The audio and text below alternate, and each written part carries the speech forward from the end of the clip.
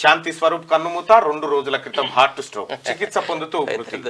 తొలి Telugu news reader గా ఆయనకు ప్రత్యేక గుర్తింపు సంతాపం తెలిపిన ప్రముఖులు.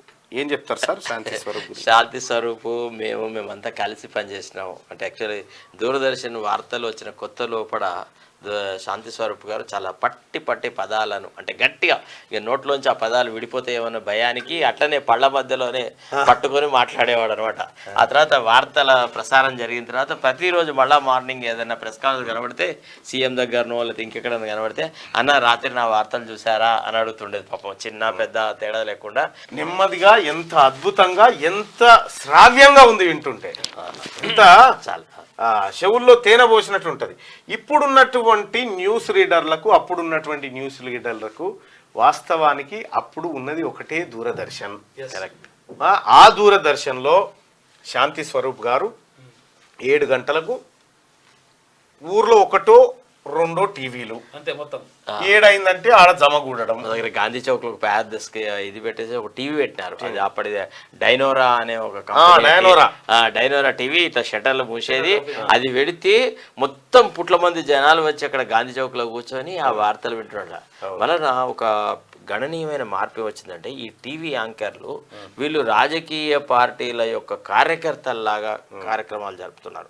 అంటే ఎవరో ఒక గెస్ట్ ను పిలుస్తారు, చర్చా కార్యక్రమాన్ని పిలిచి వీళ్ళకు ఒక ఆల్రెడీ ఒక ఎజెండా ఉంటుంది, మీరు ఈ రకంగా మాట్లాడాలి, ఇందుకు భిన్నంగా మాట్లాడితే వీళ్ళే మన మీద అటాక్ చేసేసి అసలు ఈ యాంకర్ ముఖ్యంగా నార్దర్న్ మీడియా ఛానల్ కనుక మనం చూస్తే ఇది హిందీ కానీ ఇంగ్లీష్ ఛానల్ అసలు ఎట్లా తయారైనారంటే అసలు వీళ్ళకి బీజేపీ కార్యకర్త లాగా అసలు ఒక్కడసారి అంటే 10 సంవత్సరాల కాలంలో దేశ ప్రధానమంత్రి ఒక్క ప్రెస్ కాన్ఫరెన్స్ పెట్టలేదు. మళ్ళా నేను నా ఓన్ అనుభవంలో చెప్తున్నాను. నేను ఒక రిపోర్టర్గా ఉన్నప్పుడు అప్పటి ప్రధానమంత్రి రాజీవ్ గాంధీని ఎన్నోసార్లు ప్రశ్నలు వేసిన, కొన్నిసార్లు అయితే ఆయనకు ఇట్లా సూది పెట్టి పొడిచే లాంటి ప్రశ్న వేస్తే ఆయన నన్ను ఆ మీద కొంత అసహనం ప్రకటించిన మళ్ళా నా పట్ల చాలా అమితమైనటువంటి గౌరవం ప్రదర్శించాడు. ఒకసారి మల్లన్న గారు రాజీవ్ పెట్టుకున్నాం. అదే రాజీవ్ పెట్టుకున్నాం. అంటే విషయం ఏంటంటే ఒక చిన్న సంఘటన వలన Maharashtra chief minister SB Chavan గారు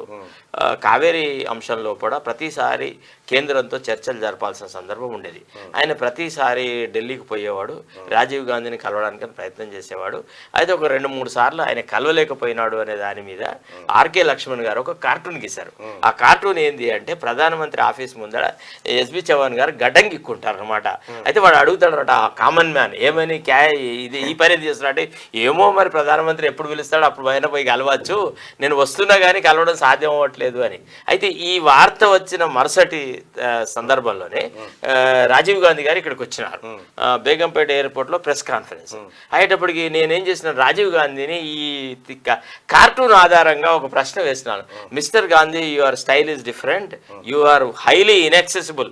మనం ఇప్పుడైతే ఇట్లా కేసీఆర్ అయితే అందరినీ కలవడం అట్లాంటి యాటిట్యూడ్ ఆయనకు ఉందనుకోని నేను అన్నాను, you are highly inaccessible, you call the chief ministers to Delhi capital, but you don't meet them. As a result, the chief ministers are not able to concentrate on their state administration. Anangane, it's a very uncharitable comment, Mr. Kumar. You are not supposed to say that. You are referring to that R.K. Lakshman's cartoon, no? Yes, I met him all the 3 times. You people, you press fellows, మీరు సాయంత్రం 7 కాగానే అంటే ఢిల్లీలో ముందు తాగుడైతే తర్వాత press conference అవుతుంది అనమాట. ఢిల్లీ పద్ధతి, ఢిల్లీ ప్రెస్ క్లబ్లలో అయితే ముందు తాగాలి. ఇప్పుడు ఎవడు పార్టీ ఎవడు ప్రెస్ కాన్ఫరెన్స్ పెట్టినా ముందు మన అందరికీ కార్యకర్తలకు బ్రహ్మాండమైనటువంటి పార్టీ తర్వాత ప్రెస్ కాన్ఫరెన్స్ లోకి వస్తారు. కొందరేమో తాగి పడిపోతున్నారు, కొందరు రాసుకుంటారు, రకరకాలు చదివారు. ప్రతిసారి నన్ను కలిసినాడు. ఎస్బి చవాన్ ఆల్రెడీ ముంబై లోపల స్టేట్మెంట్ చేసినాడు. ఏమని? పత్రికల్లో తప్పుడు వార్తలు వచ్చినాయి, నేను కలవలేదని, నేను 3 సార్లు రాజీవ్ గాంధీని కలిసినాను అని. అట్లాంటి వినమ్రత కలిగినటువంటి వ్యవహారాలు రైట్గా అక్కడ కేంద్రంలో అప్పుడున్నటువంటి ప్రధానమంత్రులు అప్పుడున్నటువంటి ముఖ్యమంత్రుల తీరు వేరు, ఇప్పుడు ఉన్నటువంటి వాళ్ళది వేరు. ఇక శాంతి స్వరూప్ విషయానికి వస్తే శాంతి స్వరూప్ వార్తలు చదివితే అర్థం కాని మనిషి లేకపోతుండే, చాలా అర్థం కాని మనిషి లేకపోతుండే, అంత శ్రావ్యంగా ఉంటుంది. తెలుగు పండిట్ చెప్పాలా, తెలుగులో ఇప్పుడు వార్తలు, ఇప్పుడు న్యూస్ రీడర్లు ఇప్పుడు అంతా షార్ట్, కరెక్ట్, టక్ టక్ టక్ టక్. ఇప్పుడు వాస్తవానికి కూడా నేను కూడా చాలా స్పీడ్గా చదువుతూ ఉంటాను. ఎందుకు చదువుతుంటే అంటే మీ టైం కన్జంప్షన్ కావద్దని. మీ టైం ఎక్కువ బ్లాగ్ వేసుకున్నాం అనుకో, మీకు తొందరగా చాలా తక్కువ సమయంలో అర్థం చేయాలి. అది తెలుగులో 2 సామెతలు ఉంటాయి, నయనానందకరము, శ్రవణానందకరము. ఈయన పండితుడు, ఈయన చెప్పాలి ఆ మాట. నయనాలకు ఆనందం కలిగించే, నయనాలకు కళ్ళకు ఆహ్లాదకరంగా ఉండేదాన్ని నయనానందకరం అంటారు. శ్రవణానందకరం అంటే చెవులకు ఇంపుగా ఉండేది. ఇగో శాంతి స్వరూప్ గారి భాష, వారు వార్తలు చదివే విధానం అనేది ఒక చెవులకు ఒక పండగలాగా ఉంటుంది కదా. అందుకే రేడియో వినేటువంటి వాళ్ళని శ్రోతలు అంటారు. ఎస్, దాన్ని కూడా శబ్దమిత్రులు అని కూడా అంటారు. ఇంకా రకరకాలుగా చాలా గొప్పని రాసిండు తర్వాత